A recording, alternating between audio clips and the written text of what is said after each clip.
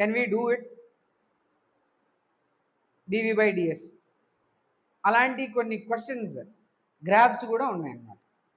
A equals to ఈ గ్రాఫ్లో తీస్తాం. ఇప్పుడు దీంట్లోంచి ఇలా మాట్లాడుతున్నప్పుడు మనకు స్టోరీ ఏంటంటే ప్రతి గ్రాఫ్లో కూడా గ్రాఫ్ తీసుకుంటున్నప్పుడు 2 వాల్యూస్ మనం చెక్ చేస్తాం.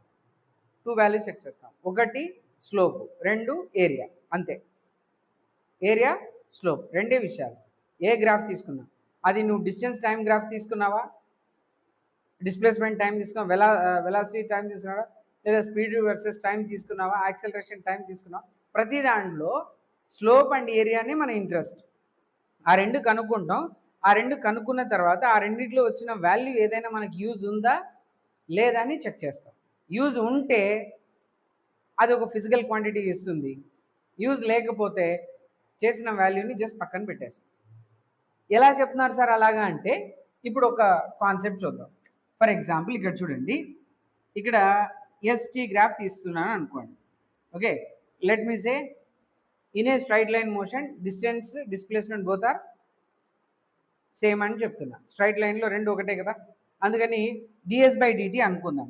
ఇక్కడ స్టోరీ ఒకటి, అలాగే వీటీ గ్రాఫ్ తీసుకున్నాం ఇంకొకటి, ఏటీ గ్రాఫ్ తీసుకున్నాం ఇంకొకటి, ఏటీ గ్రాఫ్, వీటీ గ్రాఫ్. ఇప్పుడు నేను ఏం అడుగుతున్నా అంటే ప్రతి దాని దగ్గర మనం రెండు విషయాలు క్యాలిక్యులేషన్ చేయాలి. Number 1 slope, number 2 area.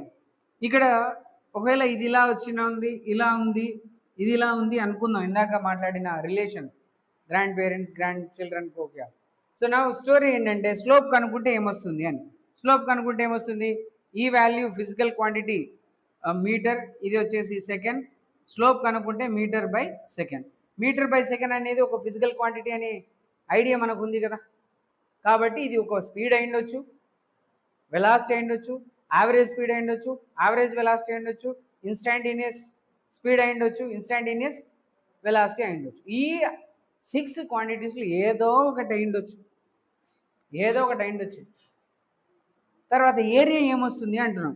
ఇక్కడ చూడు, ఇది మీటర్ సెకండ్. ఈ మీటర్ సెకండ్ అనే యూనిట్తో ఏదైనా ఉందా ఫిజికల్ క్వాంటిటీ మనకు? ఏం లేదు.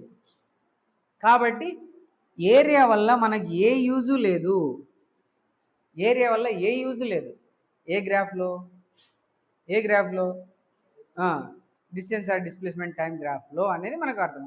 మళ్ళీ ఇక్కడికి వద్దాం.